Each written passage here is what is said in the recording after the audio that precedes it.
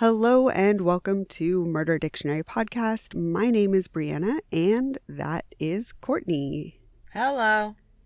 So before we get into our next case for the letter O, let's remind you of a few things you'll find in our show notes. We always put links to our social media. If you want to follow us on Facebook, Instagram, and Twitter at Murder Dictionary Podcast, then you will get updates on new episodes, new Patreon episodes, memes, some breaking news whenever there's some true crime stuff happening, and you'll find links to the resources that we use to research every episode. So if you ever want to look more into the story and check out some articles and stuff like that, then you can find those links in our show notes.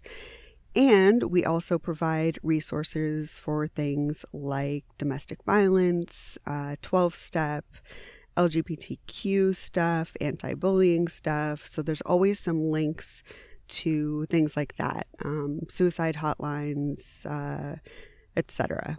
All those resources that you may need to access or want to access on behalf of someone else. And we also have links to our Threadless where you can get merch like cups and t-shirts and phone cases and grocery bags, stuff like that. And we have links to our Patreon where we post our bonus episodes, ad-free episodes, and extra content and stuff. So we want to say thank you to the new people that are on our Patreon. We have Sierra, Megan, Casey, and Destiny. Thank you. So thanks you guys for being on our Patreon. And again, if you want to join, just go to patreon.com/murderdictionarypodcast. And I think that's it for me. We can kind of get into our next organ theft case for tonight. Do we have to? I really don't feel like it. I'm just going to be honest. I'm really feeling queasy pretty much every day since we started talking about organ theft. And I'm ready to not think about organs being taken out of people while they're still alive. So I'm looking forward to this being over. There's been other topics that are, like, that one, I didn't really like it, whatever. You hear us complain about nothing all the time. But this one, it's like a special kind of, oh, God, I have to look this up. I got to keep reading about this. Right, and it's a wormhole because you look up one thing and then you start looking up another case and then there's not much information. Then you try and go to another case. Then we found this one that's like a true wormhole where it's just every little thing leads to something else. So then now you've got all these pages open where you're like looking up how much a kidney costs and stuff. And it's like, these are things I did never want to know ever. And now I just have knowledge of it and it's in my brain forever. Yeah, if we weren't on watch lists before, which I'm sure I am. Yeah, this was definitely the tipping point where it's like, yeah, for sure. This is a confirmation. I can just assume I am for sure on a watch list. Definitely. If I'm just looking up buying organs and stuff, Just FBI's for the Google searches alone. Yep. So, like we said previously on our last week's episode, we were looking for cases that more fit the urban legend of, someone waking up without a kidney. And, those things aren't really cases that you can easily find, because it doesn't seem like there's a lot of them out there actually happening. There are some where people are willingly giving up their kidneys, stuff like that, but the source of the urban legend just doesn't seem to be out there. But we did find this huge, massive case out of China where there are a lot of people of one particular group that are being victimized and having their organs stolen. So we are going to talk tonight about a group called Falun Gong. So before we do that, we'll just talk a little bit more about organ theft in general, kind of like we covered a few generalities from last week. We're going to, at least get some of that information out of the way so you know a little bit about the organ trade. So theft of organs is more common than murder for organs, but it does happen. Medicine murder is a killing strictly for the purpose of extracting body parts, specifically to use in transplant, religious rituals, or witchcraft. And for clarification, medicine murders is different than medical murders, which medical murders are basically doctor's negligence. Okay. Cool? Yep. Got that? Yep. Got it. This is the easy part before the queasiness sets in. I can do this. So because of the lack of donors, as we discussed last week, experts estimate that there are about 10,000 commercial transplants, also known as transplants involving payment, every year worldwide. 10,000. Wow. So this means approximately 10% of all worldwide transplants involve an exchange of money. And we talked about last week, especially in the United States, you're not allowed to charge money for organs. So like any money that exchanges hands for organs is for things like transport, extraction, the surgical procedure, storage, stuff like that. But it can't be just for the organ or tissue itself. It has to be for costs incurred to get the organ from point A to point B, basically. That makes sense. In many countries, it is illegal to sell or buy organs, and physicians are prohibited from transplanting organs that are paid for. So that urban legend about the ice tub and the missing kidney, if someone shows up with someone's kidney and says, "Put this in my body," the doctors can't even legally do that. That doesn't work? No, that's not how it works at all. Bummer. So, even the World Health Organization specifically requires that organs be obtained through donation only. So like we discussed, no money can be exchanged. It's just for things like harvesting, storing, and delivery that money can cross hands. In the organ trade, it is true that often people from more affluent countries seek out organs in developing countries from organ traffickers who usually exploit or coerce people into selling their organs. It's crucial to acknowledge, of course, that urban legends about organ theft, they often have these undertones of xenophobia and racism, and we don't want to perpetuate that at all. No. So it's important to bring up that we are not talking about the untrue stories where a guy from the US gets seduced by a woman in a developing country and then wakes up in a bathtub of ice missing a kidney. We just really could not find any verifiable cases of this happening. And we even asked you guys last week and nobody sent us any cases. So I just don't see it being out there. There must be some origin case where it happened once and then the urban legend was born, but I can't find that case and Courtney can't find that case. So never found patient zero. No clue. I mean, it's just gotta be like it. Okay, it happened. It happened. I go with it happened. I'm assuming it happened once. Yeah. And then everybody was like, you don't want to be that guy. Remember that asshole? He lost a kidney and woke up in ice. So, I don't know. I think that it's definitely also used as a scare tactic.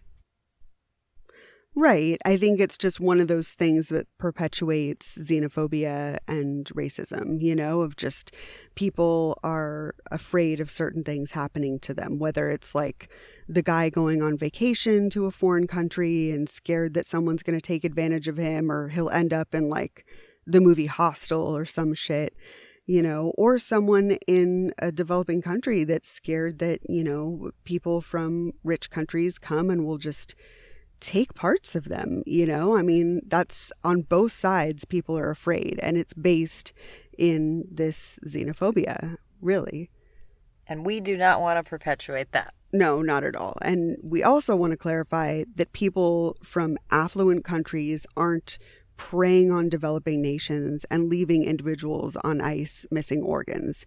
Usually when there's instances of organs being taken, it's like this whole trafficking network that is just almost never brought down. But it's not one individual showing up and taking advantage of another individual. It's a much larger scale and like internal thing of someone, you know, from a certain country recruiting like their family members and friends and having a whole system set up. Typically, people do come from richer countries like Japan, Taiwan, Saudi Arabia, Israel, the United States, Western Europe to seek out brokers that obtain organs because they're in a desperate health crisis and they've exhausted all other options. You know, people in these situations, they're not just coming in for kicks to steal these organs. Like, they're afraid for their lives, you know? Doesn't make it right, but they're definitely not in a healthy state of mind. They're scared and trying to fix it. The countries where incidents of organ sales or theft are most prominent are China, Pakistan, the Philippines, Egypt, Turkey, Kosovo, and South Africa. Iran is the only country in the world where it's actually legal to sell organs. And they've even established a base price for organs of $4,600. That's amazing. Yeah, it blows my mind. And I wonder, the thing that I didn't do enough research on, and I don't know if the information is out there, but does that system work for them? You know, is it something that, you know, maybe other countries can adopt and people can sell them? I don't know. Or is it something that's just causing problems and more of a rift and a divide between people that are, you know, upper class, upper middle class or something, and people that are in poverty? I don't know. Yeah, it's interesting of them to just put it right on out there too. Right. Just like, yep, this is legal and we're selling them and this is how much it costs. We don't care what you think. Right. So it's safe to say that the organ trade is inherently exploitative, since poor and vulnerable members of society are sought out by brokers that are specifically selling to the rich. Typically, it can cost between $50,000 and $150,000 to buy an organ for transplant, yet the person who is the donor often earns as low as $1,000 for their organ. That's not enough. Isn't that absolutely mind-blowing? Oh man, it just hurts to hear that, because these people who are in a desperate situation that are like, I need this $1,000 to pay for whatever it is for my family, and then someone's making 150 times that much. It just blows my mind. Yep. So reported prices for different organ and tissues are corneas are $30,000, lungs $150,000, heart $150,000, liver $98,000, and kidneys $62,000. In the case of kidneys, which are the most commonly bought organ, the criminals will often tell the victims that the kidney will grow back, or that having two kidneys is unnatural, or even that they have a large and small kidney, so removal of the small kidney is harmless. But the reality is that in many of these cases, the medical expenses after the kidney is removed actually makes their financial situation even worse than before they sold the organ. Jeez. Yeah. I mean, the recovery, and yeah, just all this stuff. I mean, you're having a major surgery. Mm-hmm. It's just, it's no good. It's awful. They're completely being exploited and taken advantage of, and they end up way worse off. It's so sad. So even though it is illegal, very little is done to stop illegal organ trade, really, in any country.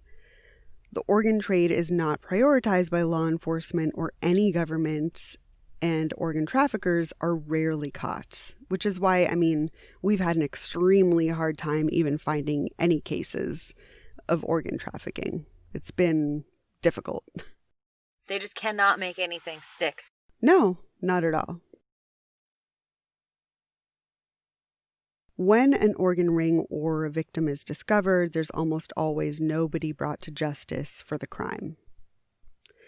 In 1984, China passed a law that allowed organs of executed prisoners to be used in organ transplants if no one objected. One of the reasons China opted to allow organs to be taken from executed prisoners is because they did not even have a formal organ donation program set up for people to volunteer until 2010. That's a really long time to not have a program. Sorry, that's too late for me.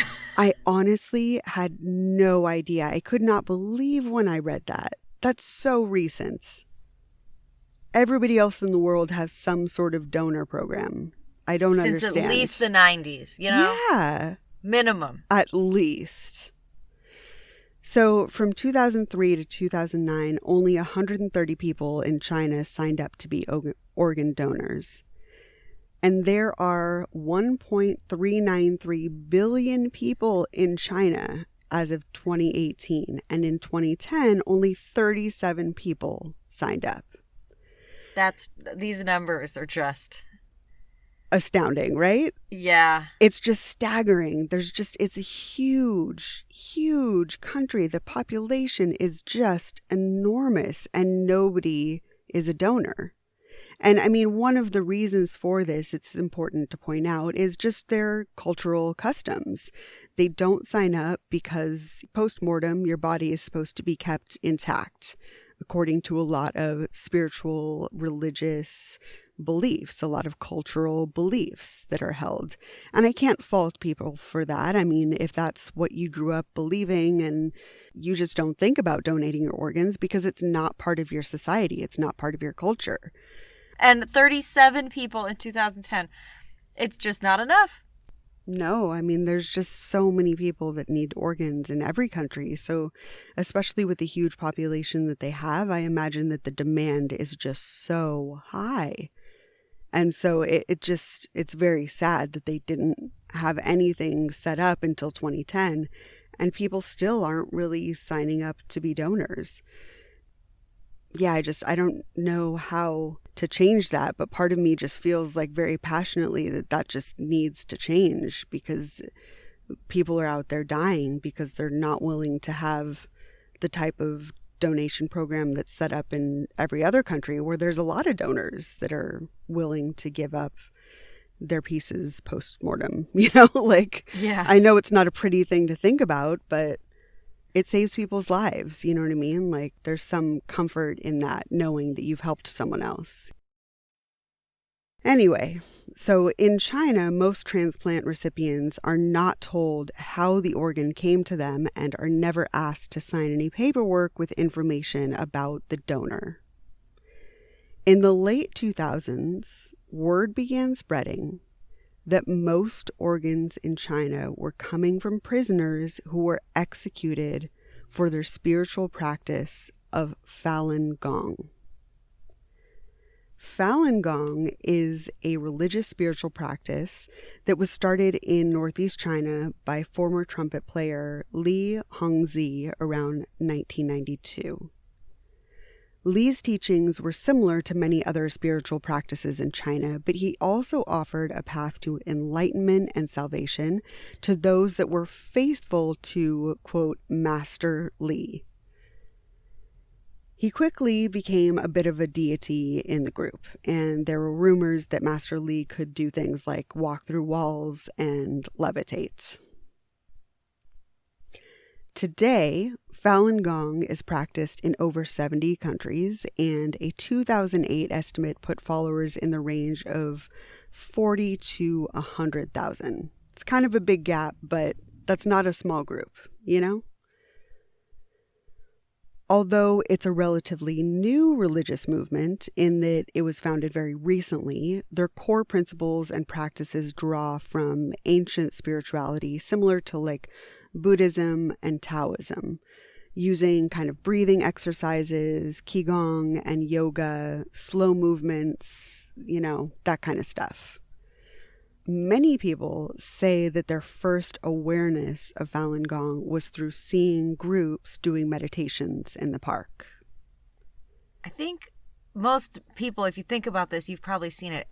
Unless it's very similar to Tai Chi. Yes. And I meant to say that too. Like kind of these slow moving, like deep breath, move slow, just kind of meditate through slow movement and breathing, that kind of stuff.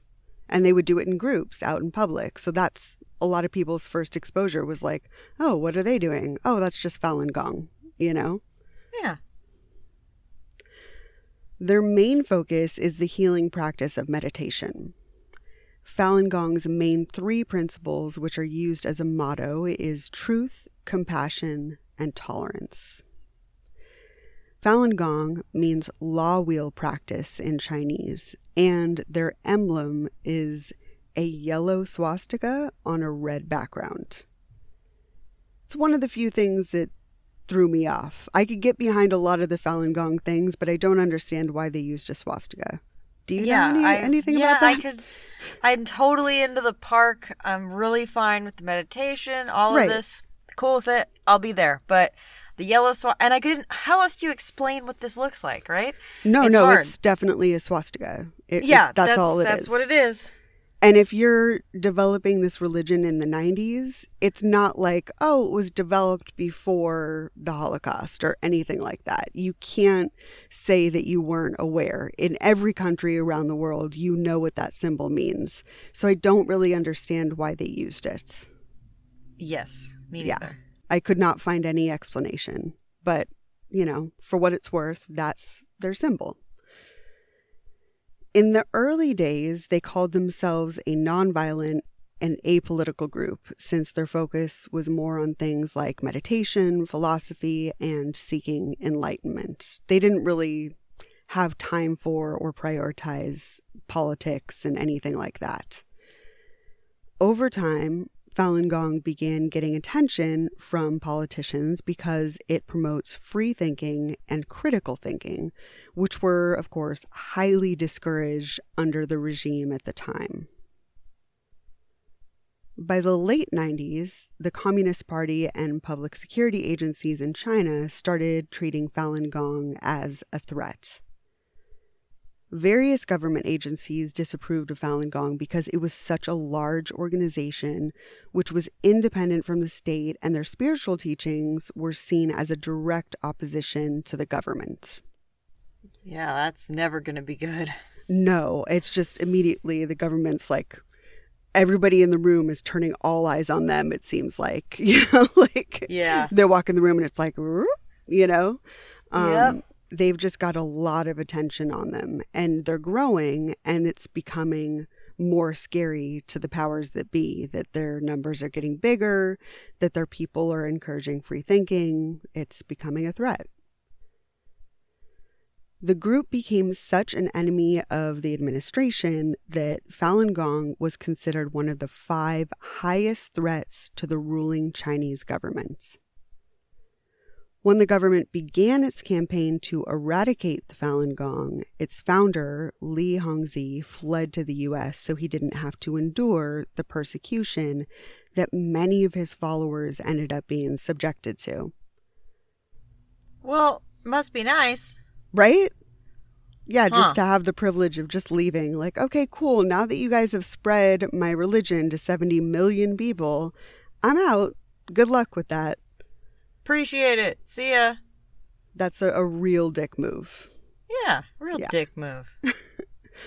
By 1999, Falun Gong had reached its height in number of followers, and the government estimated that there were over 70 million people practicing Falun Gong. That is a lot of people. It's a fuck ton of people. It's a lot. While the spiritual organization was growing, the state-sanctioned press was running a defamatory media campaign against them by publishing articles disparaging the Falun Gong. Most of the government media's campaign against Falun Gong sought to convince the public that they are an evil cult. Zhang Yu, a spokesman for the foreign ministry, said, quote, "The Falun Gong cult violates human rights by controlling people's minds."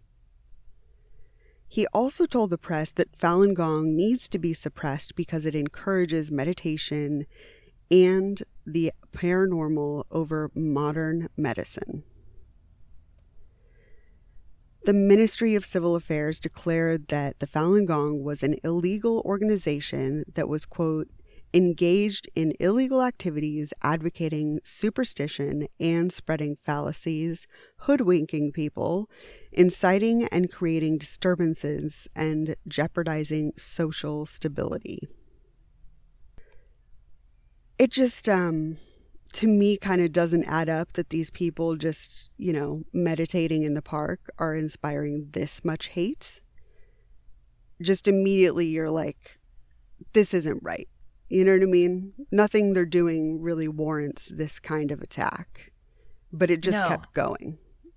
Yeah, and I'm just immediately suspicious. Like, wait, so why don't, because illegal activities, right? It's like, but I thought they were just meditating. So, right. You look into it and you're just like, well, what illegal activities, But it's just any time that they want you to hate something so intensely, right? You just have to look at it.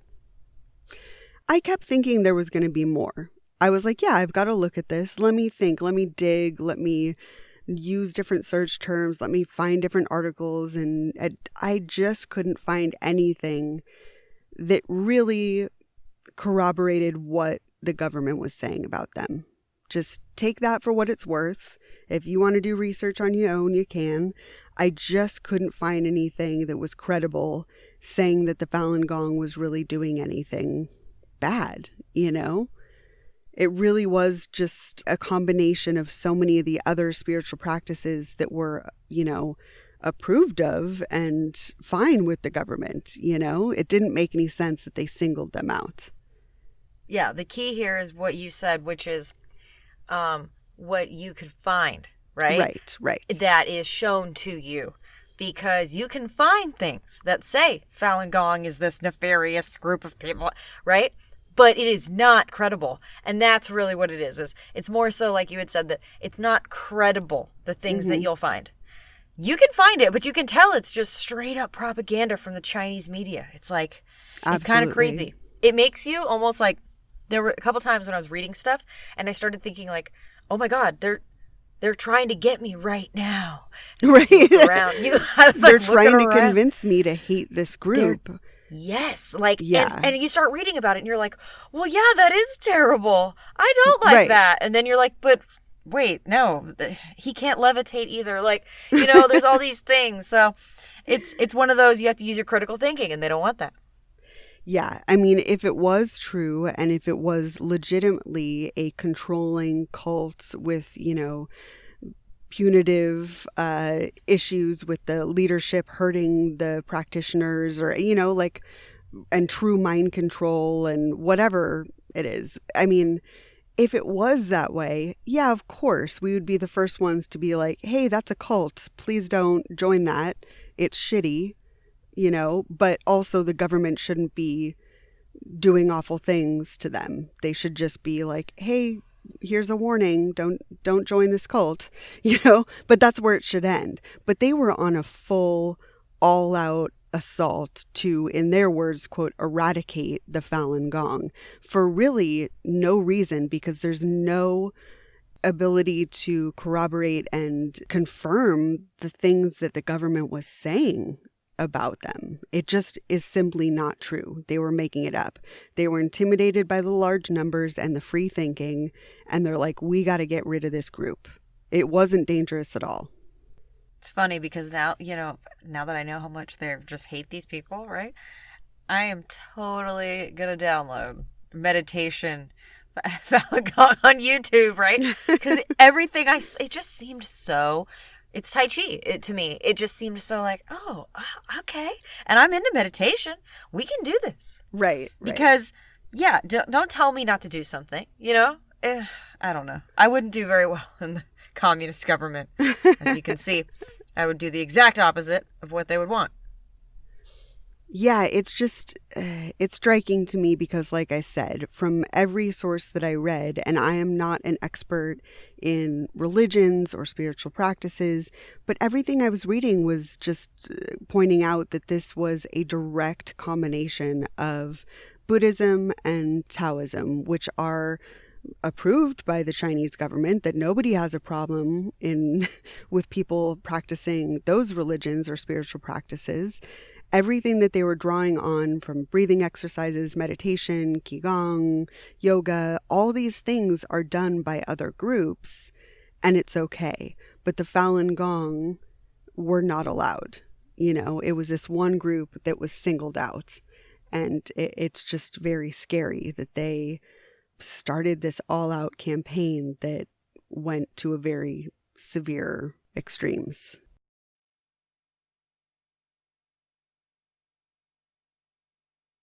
So the practitioners of Falun Gong would protest and picket, but they were not able to completely stop the campaign against them. On April 25th, 1999, over 10,000 Falun Gong practitioners gathered in Beijing for a silent protest outside the gates of Zhongnanhai, the Communist Party's leadership compound, to demand legal recognition and freedom from government persecution. In hindsight, this large demonstration is seen as the event that pushed the government to be more severe and treat them as a true threat to national security. On July 20th, 1999, the Chinese Communist Party initiated a nationwide crackdown and heightened propaganda campaign with the goal of completely eradicating Falun Gong. One method used to block people from finding Falun Gong related websites, was to block people from finding Falun Gong related websites, which meant that any person who was searching for Falun Gong on the internet would only find the state-sanctioned negative propaganda. In October 1999, Falun Gong was declared, quote, a heretical organization which threatened social stability. And by the end of 1999, the government was coming down hard on anyone who was caught practicing Falun Gong or spreading its teachings. During the last months of 1999, the Ministry of Public Security issued a circular forbidding people from meeting in groups to practice Falun Gong, possessing any Falun Gong literature, displaying Falun Gong symbols, or protesting any of these restrictions. Sounds like they're really close to burning books to me. Really, I mean, it's just every area of Falun Gong, they're just cutting it off. Yeah. By this point, it was common for members of Falun Gong to be arrested without cause, denied a lawyer, imprisoned without trial, psychologically abused, sent to labor camps, tortured, and subjected to damaging conversion therapy methods. It's just all out brutality. I mean, it's just horrific what they were doing to Falun Gong. Anyone who was caught possessing materials, practicing, or anything was subjected to this terrible, just abusive, life-threatening treatment. A 41-year-old geneticist and former Falun Gong prisoner named Bu Dongwei recalls that himself and other Falun Gong prisoners were specifically assigned to share cells with more violent and dangerous criminals if they did not denounce their spiritual beliefs. In addition to being put in these cells with more dangerous people, the corrections officers would even encourage the fellow prisoners to target and abuse any prisoner who was Falun Gong. The ordeal was so harrowing that Bu Dongwei has fled the country since his release, just like so many others who were either scared off or radicalized by the persecution and abuse in China. I could see it definitely making a lot of people turn the exact opposite and just becoming like radicals. I mean, it makes perfect sense to me how, especially when it's like your government has turned on you. Yes. Of course. Yeah, it's just going to turn you into a completely different person after this persecution. As of 2009, human rights organizations estimate that 2,000 Falun Gong practitioners have died as a direct result of being abused while in state custody. But there's many experts that think this estimation is incredibly low. It seems low already, just with their numbers. Yes. And as we'll see going forward, there's just so many accounts of this happening and so many things that they were doing to hurt the Falun Gong prisoners. It just doesn't seem possible that there were that few people. And that's a large number. That's too many. That's 2,000 too many. But still, I think the number is way, way bigger. Of course, these deaths really never make the news, and it's extremely difficult to find any information about them. The government just keeps it completely locked down. One of the victims that we do know about is 42-year-old folk musician Yu Zhou from Beijing. Yu had studied French at Beijing University before joining a folk music ensemble, who released 2 successful albums and even performed on TV. He was married to a poet and painter named Zhu Na, who had been imprisoned from 2001 to 2006 for practicing Falun Gong. 5 years in prison just for your spiritual beliefs. It's just unbelievable to me. It's a big threat to them. Yes, just living in fear and not knowing when your wife is going to come home or when they could come for you. I just can't imagine. Yeah. So eventually she came home, like I said, 2006. But then on January 26, 2008, Yu was pulled over by police on the way home from a concert, and he was told that he had been speeding. Police decided to search his car, and they found Falun Gong literature along with a Falun Gong CD. Yu was arrested, and 10 days later, his family was called with the news that he had died, and they needed to come pick up his body. His family was told that he had died because of a hunger strike combined with dehydration and complications from diabetes. However, Yu was healthy and never diagnosed with diabetes prior to his arrest.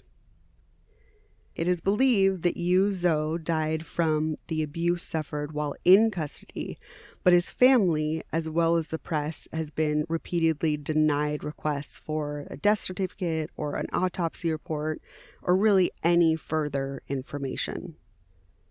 I think that's what they encounter. I mean, just, we're the government and we're going to tell you no. And that's your answer, is we're not giving you anything else. Right. What we say goes. And you just accept it. Yeah. Absolutely. Under that regime, of course, they said, you don't get the information. This is how he died. Accept it. Move on. And that's what they did with a lot of people.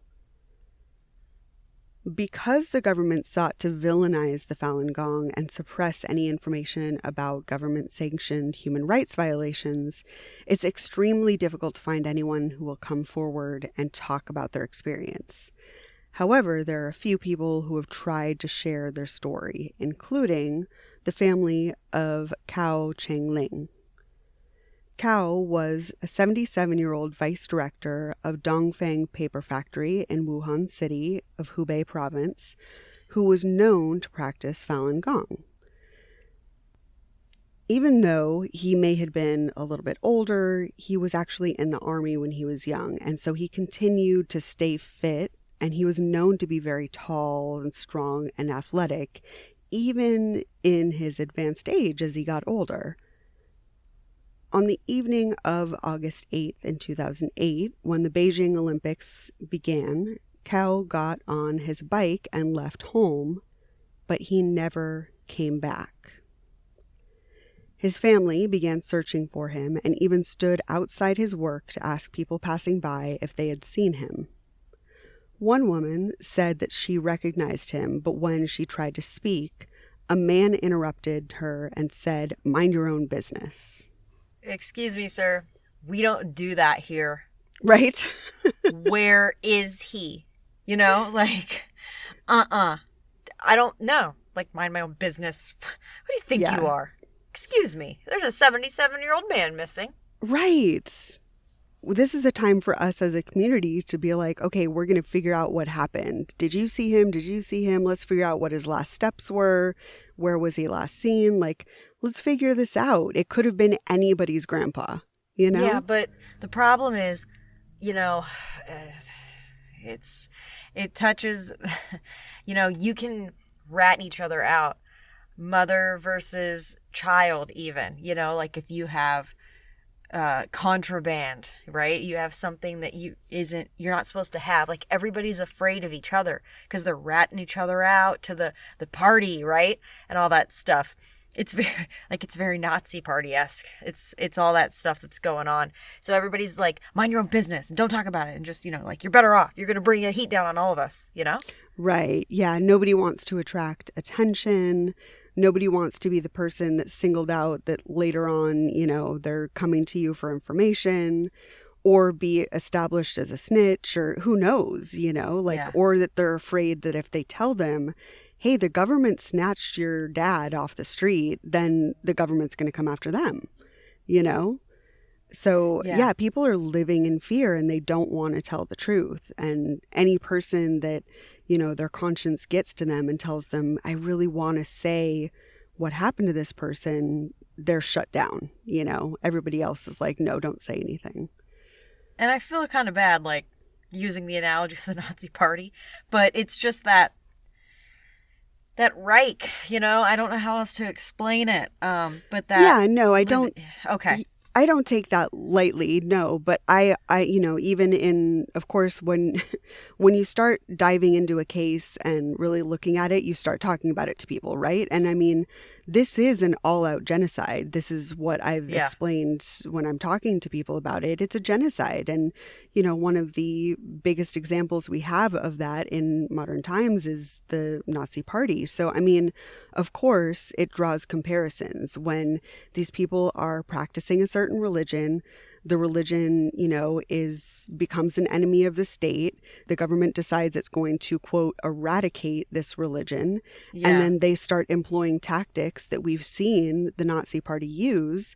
And this is not that long ago. This is late 90s, early 2000s. I mean, that's what I kept coming back to also. Yeah, it's just, whenever I talk about it, I'm just like, and this happened. Like, people know about genocide. People know about the Holocaust. And this is something that, you know, so many people lost their lives. We'll continue to get into it as the episode goes along. But I mean, they're snatching people off the streets like this 77-year-old man, and they're never seen again.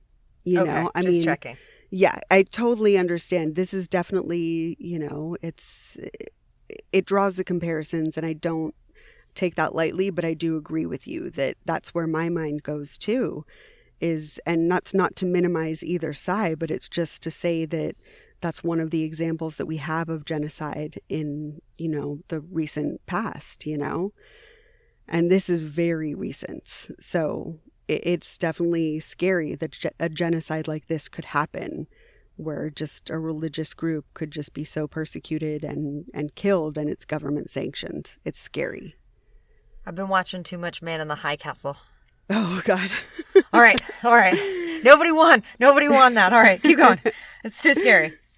So, even though people had, clearly seen him around his work, and nobody was willing to talk. They couldn't find anybody that was willing to give them information. But it did seem like people knew something had happened and they just weren't willing to talk about it. 2 days later, the family received a call informing them that he was in the hospital, so they rushed over to see him. When they arrived, they found him unconscious and bruised with a broken hand, head injuries, and lacerations on his back, as though basically he had been kind of dragged on rough ground or like asphalt or something. Nuts. His family was told that he had a stroke and fell off his bike. But, of course, his appearance and injuries made it clear that he was involved in a physical struggle and altercation. This was not just, a stroke or heart attack or something like that where you just fall over. A fall is one thing. You've got a concentrated bruise. This was injuries all over, defensive wounds, dragging wounds. It was bad. Because his family was Falun Gong, they knew this was possibly a motive, and they were extremely suspicious of the doctor who gave them very little information. So they requested a transfer to another hospital, but the doctor refused. So pretty much the only hope that they could cling to was that he would regain consciousness soon, and then once he was up, they'd be able to speak to him and he could tell him what happened to him. But shortly after, the doctor made an incision in his throat, which made him unable to speak, although he claimed it was to help him breathe. And my counter to this is that in everything I read, breathing was never listed as an issue that he had, nor does breathing seem like it would be an issue that would have been sustained from a stroke. It doesn't seem like it's explained by what the doctors were telling the family. No, we can't let this old man talk. No, exactly. At 6 a.m. on August 15th, 2008, the doctor pronounced Mr. Cao dead, and his family is still hoping that witnesses will come forward with information about who snatched him off the street and beat him to death. As heartbreaking as these deaths are, much more extreme stories began emerging about what was happening to imprisoned Falun Gong members.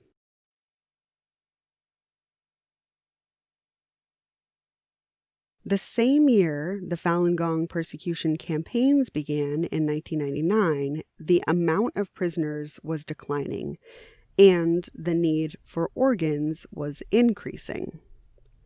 It was no coincidence that there was a surge in organ transplants in China starting around 2000, when Falun Gong began being severely persecuted by the government.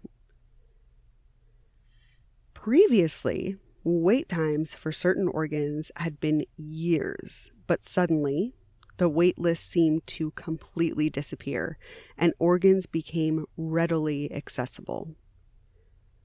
The surge in transplants was so severe that practically overnight, China had become number 2 in volume of transplants per year, right after the United States. 37 people in 2010 signed up. 37 people provided enough organs for them to be number 2. Sure. It's just unreal, this huge boom, this surge in numbers. China nearly tripled their number of operating transplant centers in the first year after the imprisonment of Falun Gong began. Within a decade, China increased from just a few hundred transplants per year in 1999 to over 10,000 in 2008. And these numbers were even confirmed by their Chinese Ministry of Health. These aren't numbers that are speculated or that some outside source that's not reputable. No, this is directly from the government. They admitted that there were 10,000 transplants in 2008, as opposed to just a few hundred 10 years earlier. No, they love taking credit for stuff. It's weird. Like, Yeah. That's what I noticed too. They're just all about giving you these wild numbers that make no sense, but give them credit for things that they really should not be taking credit for. Anybody else looking at that would just be like, something's wrong. This is a horror story. There's theft happening here. Anybody would look at those numbers and say they don't add up. So them bragging about it, you're right, it's just completely asinine. It So just weird. doesn't make sense. They do it a lot. A lot. Yeah. Every other country has donors who volunteer their organs, right? However, like we said before, China didn't set up their donation system till 2010. So at this time, it was a complete mystery as to where this surge in organs was coming from. In 2001, a Chinese doctor testified that he had been part of extracting organs from prisoners, some of which he said were not even dead yet.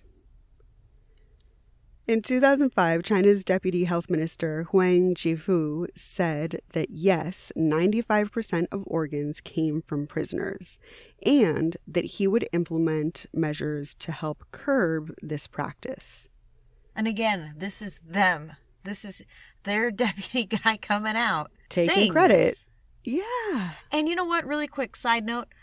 I'm sorry if we are completely butchering like Chinese here. Yeah. I don't think we're that far off. I don't. But No. just in case, I'm just saying this out loud. No, I'm not perfect at these things. I'm trying my best. No. We don't think anybody here is perfect, especially when you're reading all this 3 hours in a row. So I'm just saying it out loud. I know it's hard enough to do all the research to put this together. Yeah. And then the fact that it falls apart when I'm butchering the names. It's okay, people. I'm sorry. doing my best. I'm doing my best. You're doing a great job, friend. In March 2006, whistleblowers came forward admitting involvement in forced harvesting of corneas from Falun Gong prisoners. By April 2006, the U.S. State Department formed the CIPFG, or Coalition to Investigate the Persecution of Falun Gong. The group asked Canadian Secretary of State David Kilgour and human rights lawyer David Matas to investigate the allegations and prepare a report. There had been rumors about Falun Gong followers held in camps, but of course, being killed to supply the Chinese organ transplant industry was a completely new, escalated twist. China refused to cooperate with any officials who were attempting to gather data and investigate allegations for this report. Which is weird because they could have just given them all these false numbers like they do all the time. All but the this time. particular time, they don't want to be involved. Right. Interesting. Because they're not controlling the narrative. Exactly. Yeah. When Kilgour and Matis were finally granted access to hospital facilities, it was abundantly clear that they had all been cleaned in preparation for their arrival, or basically harvesting had been completely shut down in anticipation of their investigation. When they returned to the U.S., they decided to utilize Mandarin-speaking agents to contact transplant centers in China, requesting a phone consultation and saying that they would be coming from the U.S. or Canada to buy an organ. And this is completely genius. They're like, if you're not going to cooperate with us, if we can't actually see your real facilities, we're going to have to be covert about it. We're going to have to try and get information other ways. When you could just be transparent and be honest, you know? Not if you're murdering people for their organs. Jeez, what do you mean?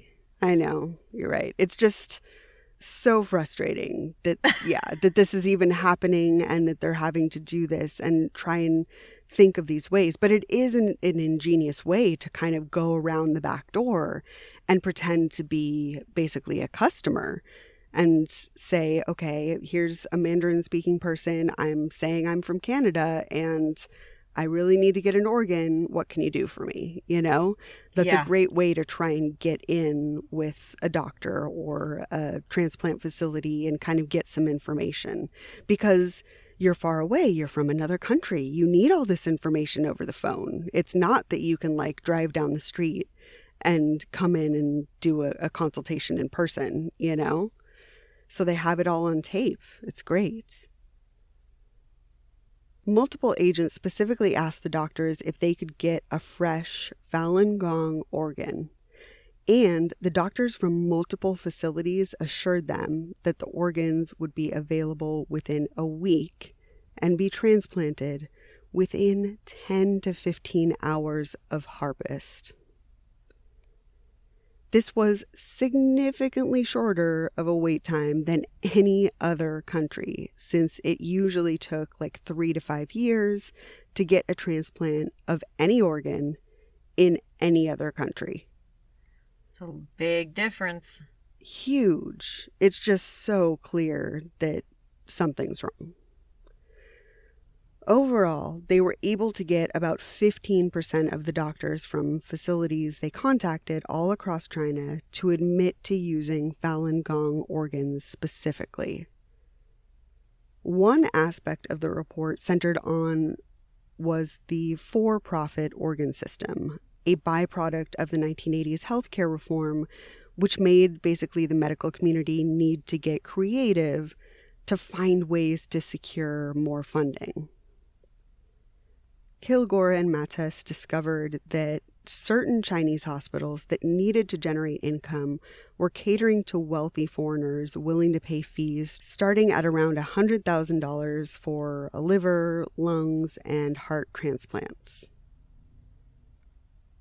On the China International Transplantation Network Assistance website in 2006, the going rates were corneas $30,000, kidneys $62,000, liver $98,000 to $130,000, liver plus kidneys $160,000 to $180,000, kidney plus pancreas $150,000, lung $150,000 to $170,000, and a heart $130,000 to $160,000.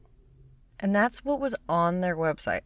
Just totally public. Just I could go on my AOL dial-up, yeah, whatever, right?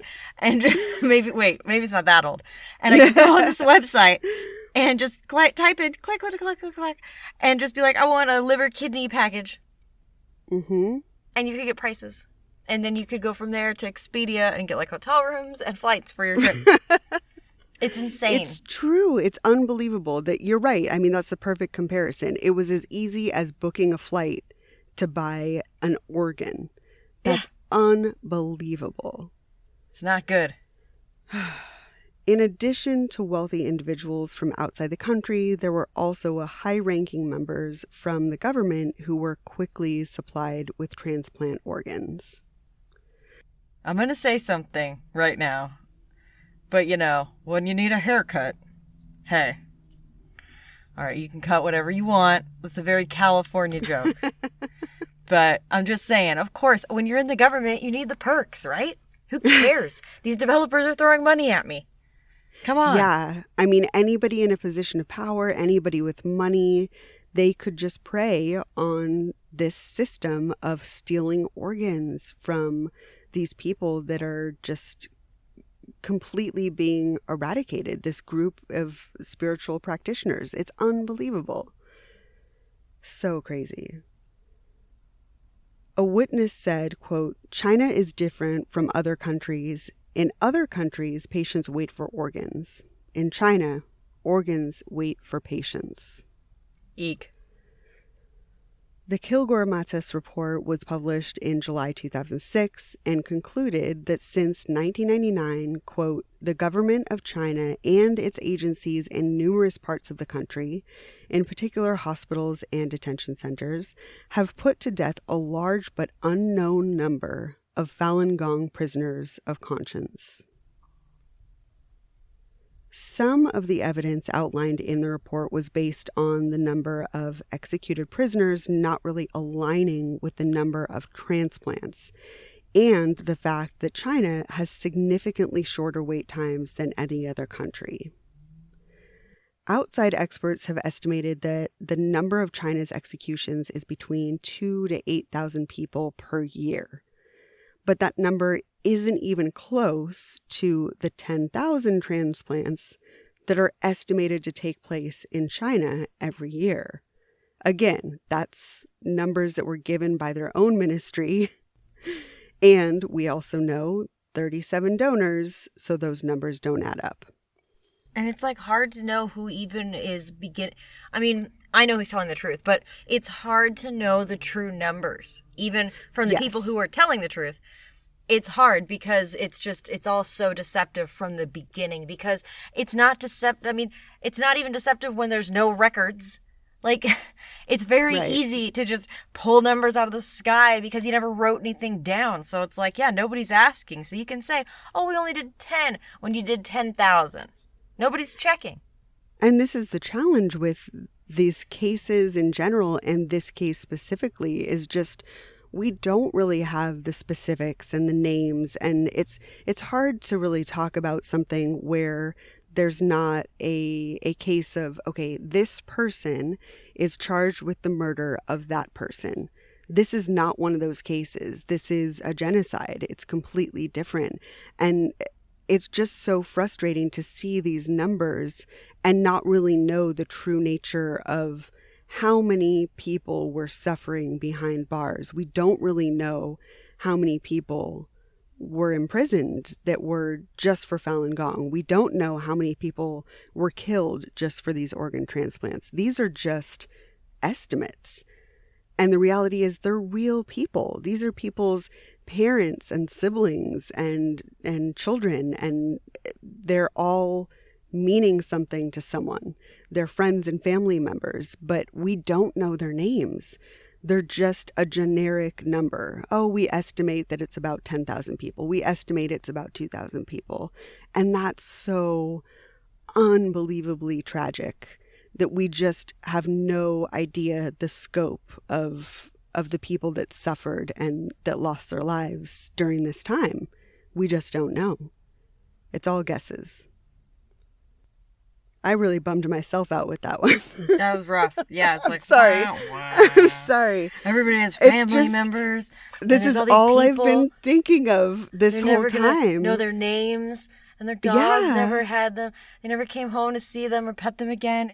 It really is just all I've been thinking about, is that we don't know any of these people. And that's why the few cases where we did know that, someone disappeared off the street or someone was pulled over by the police, I included those names and those people that I could find, or a couple witnesses that we're going to hear from.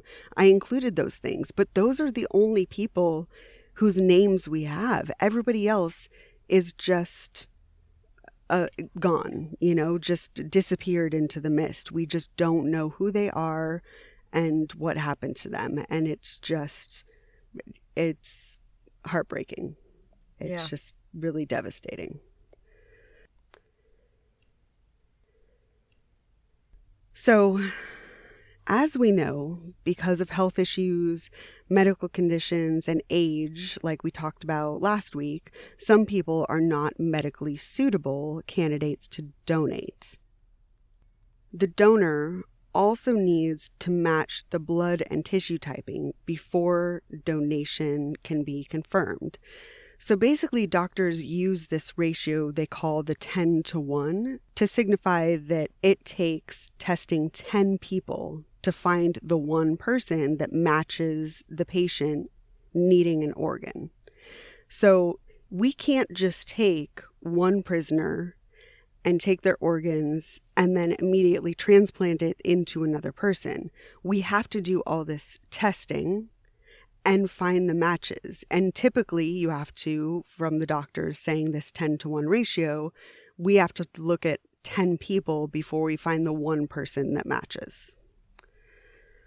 So, with that said, those numbers go up kind of astronomically. If they're testing all these people, taking organs, and some of them are rejecting possibly, they think that that is what is happening because they're not being careful.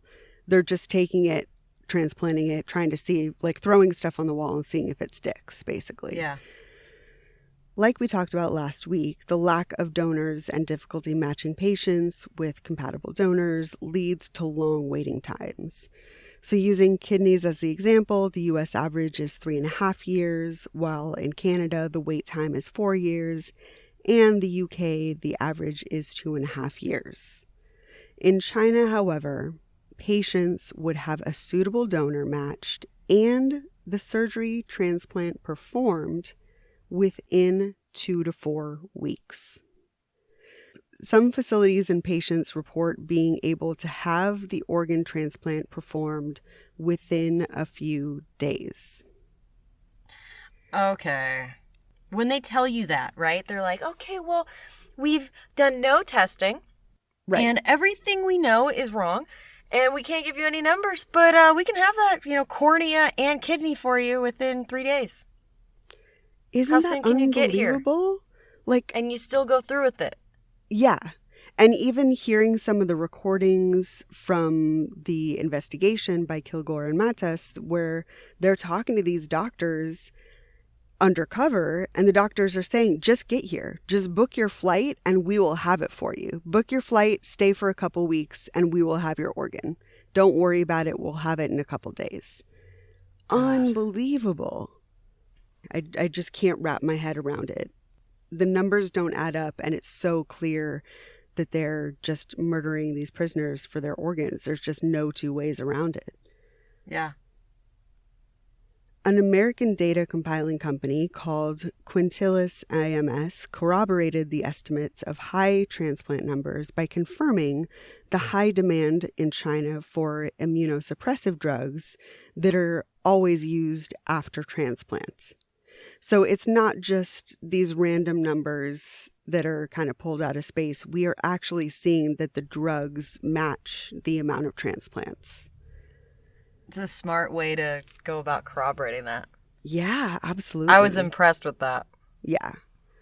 The Kilgore-Mattes report says, quote, the source of 41,500 transplants for the 6-year period, 2000 to 2005, is unexplained. And we believe that there has been and continues today to be large-scale organ seizures from unwilling Falun Gong practitioners.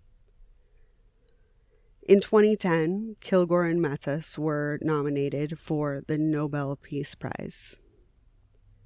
Government officials tried to claim that the organs all came from executed death row prisoners, but they would not release statistics on how many prisoners are executed per year. But again, we've got the estimates that it's about 2,000 to 8,000. So the numbers don't add up. Well, just from, the fact there's 41,500, it's like it's high end 8,000, It's just Right. nothing, none of these numbers add up. None of them. Doesn't matter what numbers, they just give you so many different ones, you get confused. Yep, and none of them really explain the severity of how quick it is to just get a transplant, to show up in the country and have an organ. Yeah. None of it adds up. Although the Chinese government was attempting to downplay or deny the allegations, other countries were taking the report very seriously. The Australian government announced in December 2006 that they had ended their training and research programs with China in their hospitals. Beyond the Kilgore-Mattes report, the other significant expert on Falun Gong organ harvesting is the 2017 Nobel Prize nominee Ethan Gutmann, who is the author of The Slaughter, Mass Killings, Organ Harvesting, and China's Secret Solution to the Dissident Problem. Ethan studied international affairs at Columbia University before becoming an adjunct fellow at the Foundation for Defense Democracies, then co-founding the International Coalition to End Transplant Abuse in China. Ethan even testified before U.S. Congress, European Parliament, and the UN about Falun Gong prisoners in camps who were being executed on demand in Chinese prisons to meet the need for donors. For his book, Ethan interviewed over 100 witnesses, including doctors, law enforcement, corrections officers, and Falun Gong practitioners who survived imprisonment. He estimated that 65,000 Falun Gong practitioners were killed for their organs from 2000 to 2008, and that between 450,000 and 1 million Falun Gong practitioners were detained at any given time. That's so many people. Unbelievable. Just rotating through, not even rotating, just coming through a door and not going out the exit. Right. Just and their coming families, in and not leaving. Yeah, nobody knows nobody knows why they were taken off the street because the police aren't really telling the families what's going on. They're denied legal counsel. They're denied a trial, so they're just sent directly to a prison or labor camp, and their family has no idea. It's just unbelievable. It makes my blood boil thinking that they were doing this to these people. Usually when you go into prison, you have a sentence and you get out. None of these people leave prison. No. The ones that went in for this shit in 1990, right? Or 99, when the whole thing, they start cracking down. Those people never left prison and they're not there anymore. It's so sad. So it's like, okay, where are you then? Right. And nobody seems to be asking that question except for like these three guys. You know what I mean? Like, right, not really, right. But I mean, everybody's asking. But the families are even scared. You're right, though. It's not that nobody's asking, but it is that very few people are asking because they're scared. Yeah. You know, they know how powerful the government is and they can't rock the boat. And I mean, if they say anything, they could be snatched off the streets, you know, and they're just living in fear. It's so sad. A former Falun Gong labor camp prisoner named Cindy Song confirmed that she and fellow prisoners were subjected to physical exams, x-rays, ultrasounds, blood work, and other medical testing. Of course, we know these were not to ensure the health of the prisoner since they were torturing and abusing them in prison, but instead it was to have their information readily available so they could be matched as a donor. When other prisoners were interviewed and the information was compared, it was concluded that the Falun Gong prisoners were all subjected to frequent medical testing, while the non-Falun Gong prisoners underwent no testing at all. So it was so clear from his research that the Falun Gong were specifically targeted for their organs. This was one of the most conclusive things that we could find, you know.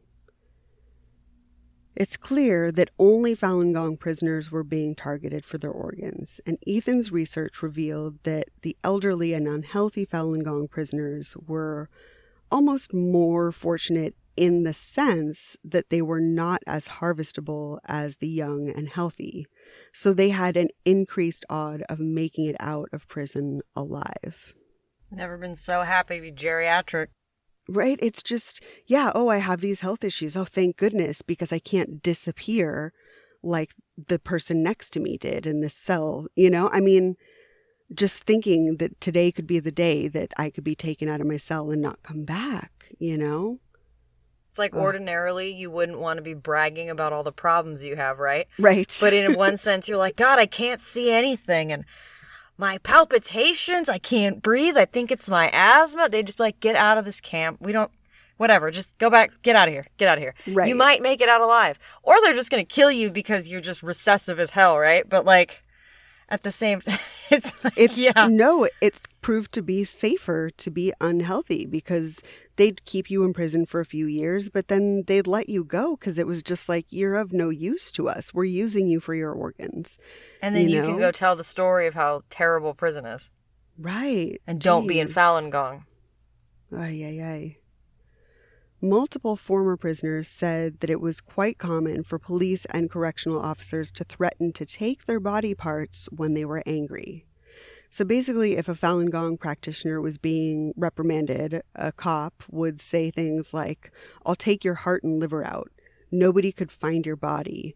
Or, "You won't know where your heart, liver, spleen, and lungs end up." Ew. So it was like a common joke. Like, not only common knowledge, but something that they would threaten and like make light of. It's sick. One of the people Ethan interviewed was a Chinese-born American doctor named Charles Lee, who studied at the University of Illinois and Harvard. When he was a young medical researcher working in China, he assisted on surgeries, including organ harvesting, of Falun Gong practitioners, who he said were still alive.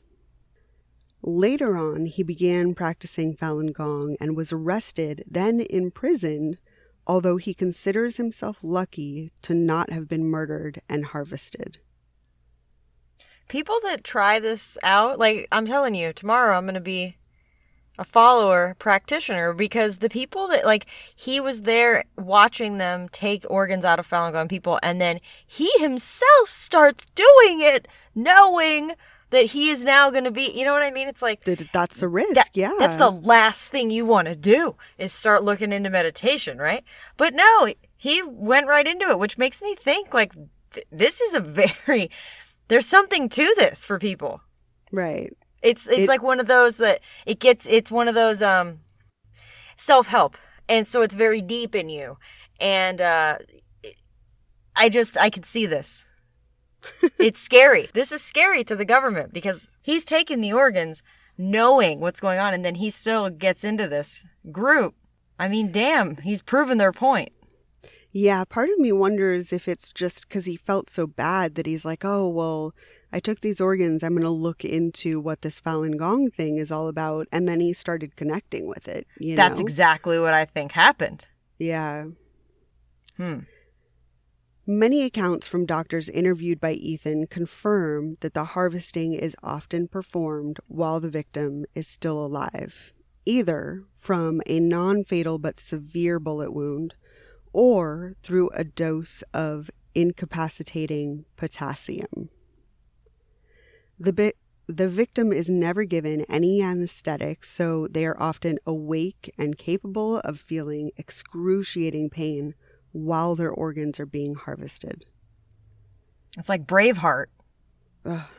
No.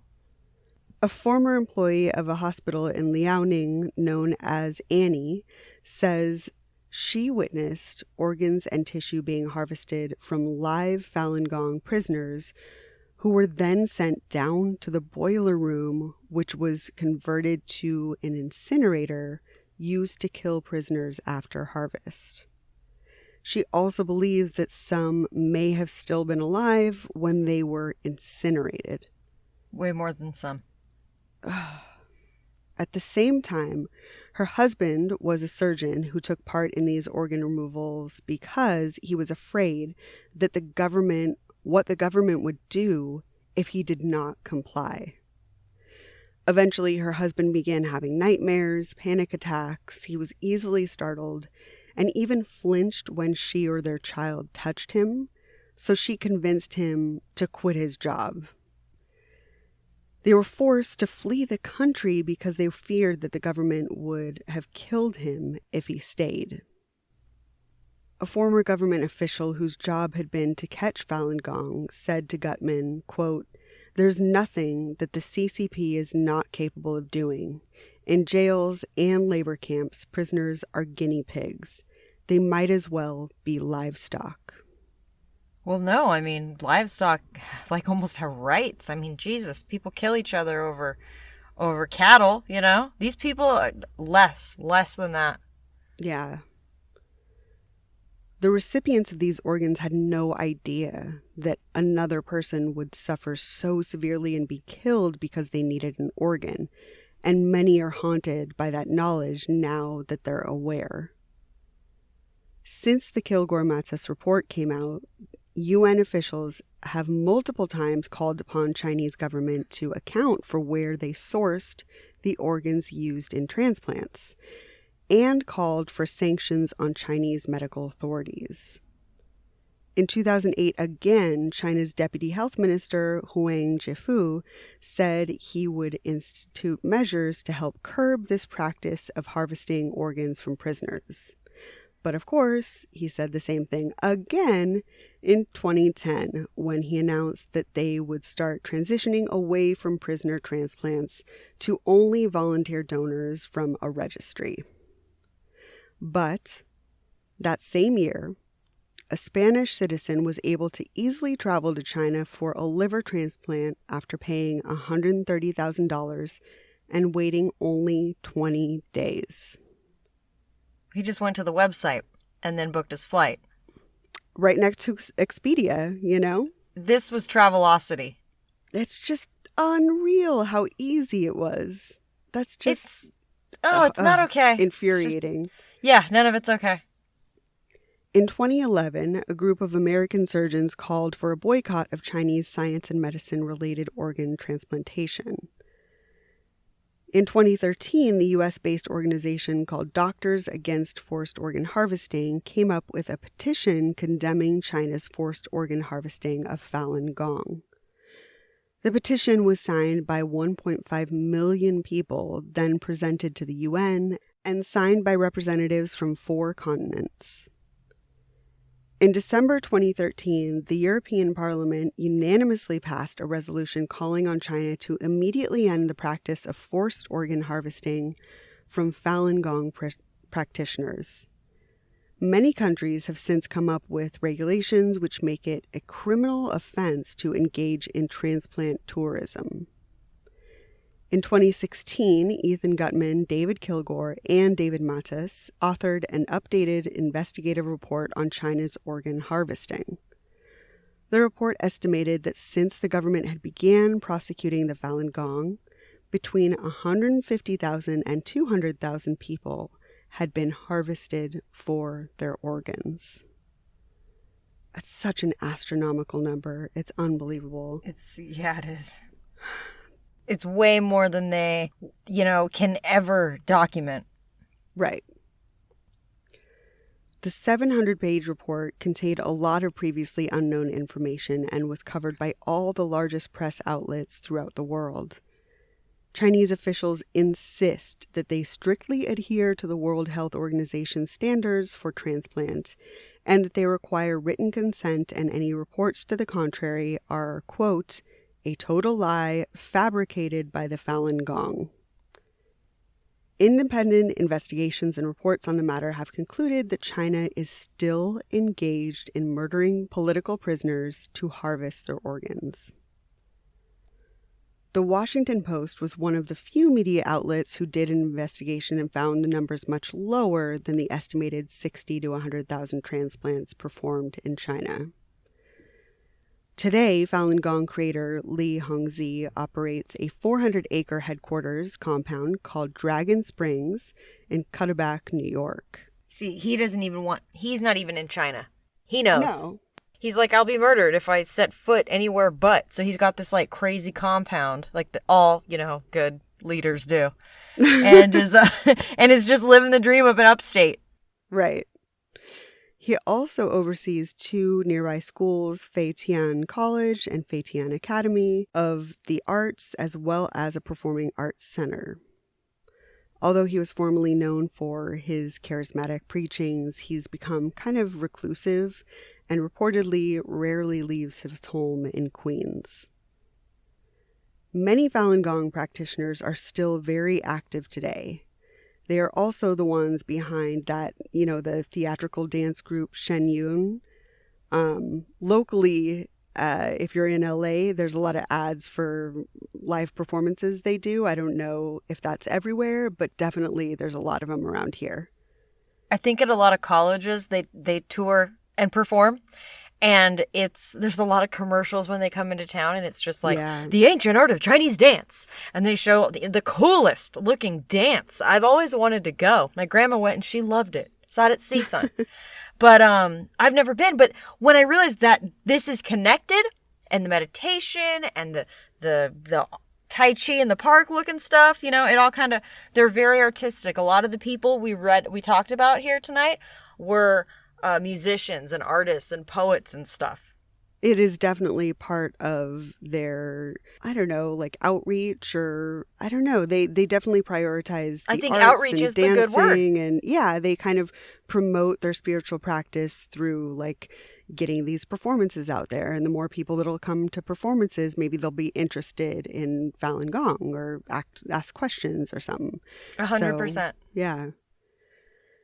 Because of their strong anti-communist beliefs, conservatives and Falun Gong actually aligned and were a large support of the Trump campaign in 2016. Falun Gong has its own media entity you may have heard of called the Epoch Times, that today is usually recognized for its promotion of right-wing conspiracy theories, as well as promoting ads for the Trump 2016 election all over the U.S. social media.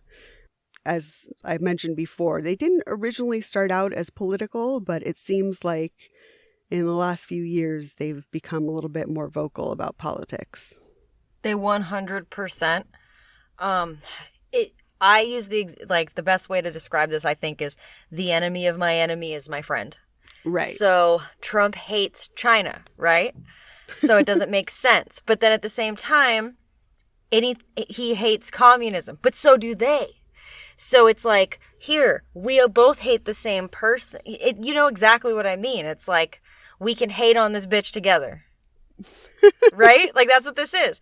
And I know, just from my own, like, cruising the internet life, anytime I've ever clicked a link from this or seen it, or, somebody posts something online and it's something very, like, it's inflammatory usually, or it's a headline that's written in a way to sound different than it should. Sometimes it's just outright crazy talk, but they've gotten a lot better at making it seem not as crazy as it is.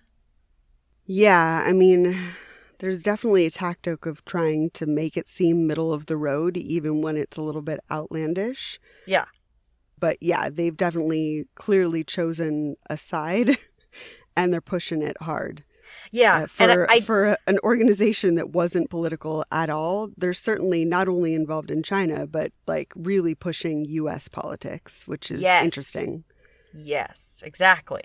And I just don't, I was sold on the meditation aspect. But then this was also, once I put it all together, especially with the websites that, they're all connected to, it was very eye-opening in a sense. It's very strange. And then I'm just curious to see what their best friend does for them. Like how Trump can help the Falun Gong. I mean, quite frankly, what the fuck? Yeah, he should. I mean, if they're supporting him like this, scratch my back. Fuck.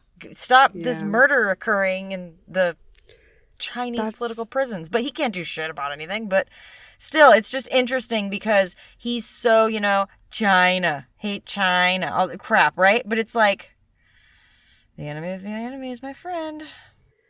Yeah, it's just someone needs to step in, because it seems like this is just still happening. Even if it's on maybe a lesser scale, we know that as recently as 2016, they're still releasing numbers of prisoners that are executed for organs. So, I mean, the fact that this genocide is still happening and other countries are just writing reports on it, I mean, it just... Nobody wants to take on China. It's so unsettling. And I know people are afraid to take them on. I know that a lot of, I get it, but it's also just, it really, really upsets me that this is happening in current times and nobody's really stepping up and doing anything about it, Yeah. It's just... And it's interesting, too, kind of the evolution of the group itself, because... like we said, started as meditation, went into, a little more of a path to salvation sort of thing, and then really turned... The most I saw it described often is Scientology. is like their version of Scientology. And but is that propaganda from the state? Exactly. Or is that's the thing, is like, yes, we can find comparisons of like saying Falun Gong is like Scientology. Yes, but exactly. we don't know if that's accurate because it's just so hard to find information that's not state sanctioned propaganda. That's what I tried, in the interest of seeing all sides, to include, everything I could find. And it's just, you can find negative talk about it, but then it is very interesting because if they're so close to Trump, how does this still work? Like, it doesn't make any sense. None of it, there's bigger things going on. It's like, I don't even want to talk about it. That's such a Courtney statement. There's bigger things going on. I know. I just feel like there's like, this is like the ultimate conspiracy theory thing. And the worst part of it is it's not a conspiracy. It's happening. But it's just that we don't have the information. So your mind just wanders. And it's like, okay, well, I mean, I don't even, it's like, you don't want anybody coming after you. If you speak up, if you say something, I mean, it's really wild and bizarre. And I wouldn't be shocked if, I know Kilgore and Mattis had a lot of issues, just with things happening to them while they were doing their investigation and stuff. And it's like, that's what keeps people from doing anything about it. And then the other governments, well, they have partnerships with China. Like, nobody's going to blow that. Right. So yeah. I don't know how this can end. I don't know how this ends. I know. This case is so deeply depressing to me because I don't feel like there's a resolution, a solution. Nobody's trying to help them.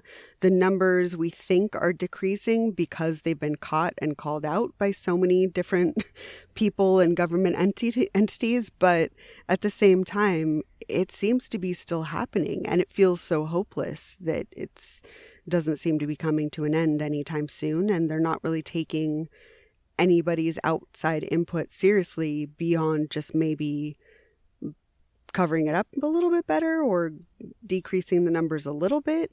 It seems like they haven't done anything to change and stop this genocide.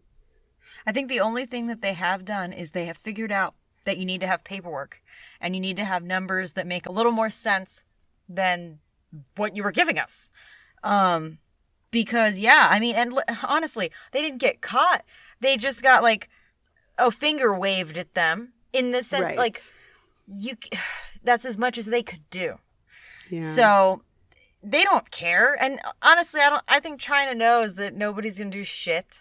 And they just have to be better at hiding their tracks. And, it's just, this one's been really messed up. And, like, the two of us in the brain have been jacked up. Because it's just, this doesn't end. There's no resolution. We like to do things that have resolution. And it really is like, unsolved crimes and missing persons and stuff, like the families that are stuck, that every day it's like they could walk home tomorrow. They could come home tomorrow. It's like that open-endedness. That's how, this is just so heavy. No resolution at all. None. If there's ever like how they used to do like the Tibetan freedom concerts with Rage Against the Machine? Yeah, we need to get them on this. We need to do a Falun Gong concert with Rage Against Everything. I'll hit up Tom Morello and see what he's up to. Please. Oh, God. They're one of my favorite bands. I would love that. Yeah, it's just, so I feel like I need to apologize because I feel like my tone is even different. Like I sound different even talking about this subject because it's just so deeply affected me and made me feel so depressed because it's very heavy. I there's so many people, the numbers are so staggering, and there's so many families and survivors and people waiting for loved ones and friends to come home. And I just, wrapping my mind around it has just broken my heart. So I'm sorry if I sound just like kind of a robot right now, but I've just kind of clicked off my heart for right now so that I don't completely fall to pieces, like talking about all these people disappearing and all these procedures performed while people are alive and awake. I mean, it's just so gruesome and disturbing and horrifying that this is happening.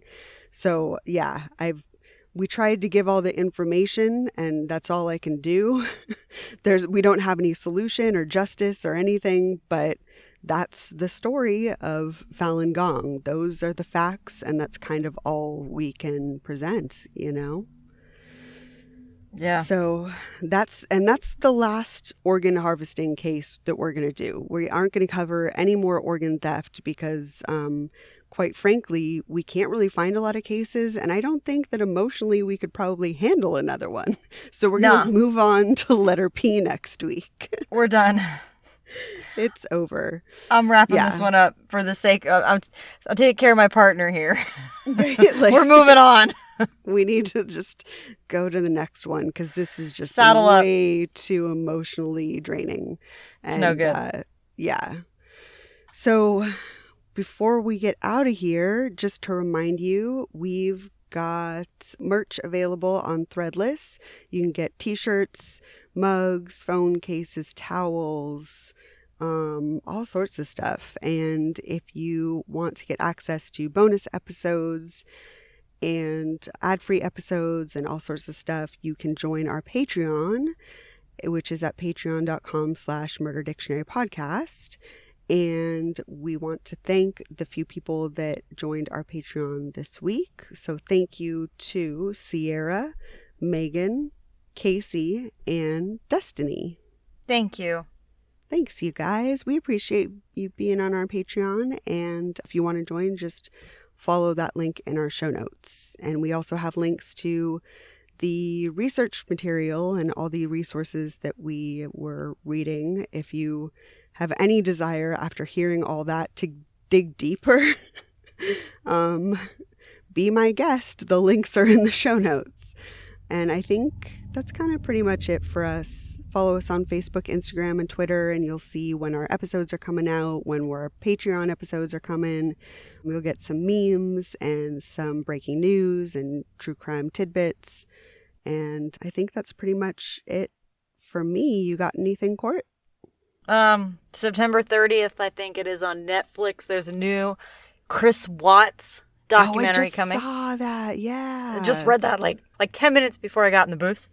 And that'll be interesting, I guess. I can't think of anything right now. Nope, nothing. Nothing in the brain. It's empty right now. So, yeah. Well, it's empty because we've just talked about some awful shit for a while. Yeah, so that's why. Yeah. So that's pretty much it. We're going to be moving on to a new letter next week. So if organ theft isn't your thing, which I've discovered it's not mine either, and you'd rather hear about something else, do not despair because we will be talking about a new subject for a new letter next week. Cool? Can't wait. So you guys have a good one. Take care. We will see you next time. Bye. Bye.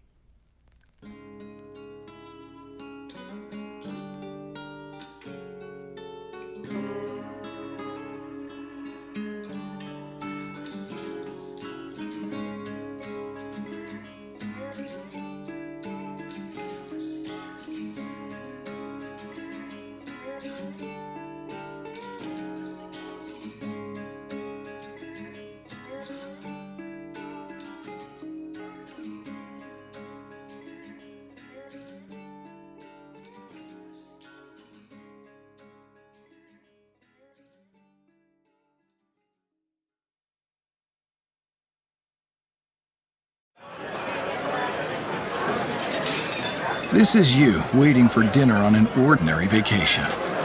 It's a 2-hour wait for a table.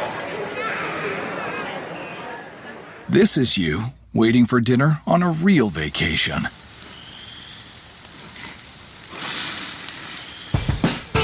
Go on a real vacation. Go RVing. Take the wheel at your nearest RV dealer or at GoRVing.com.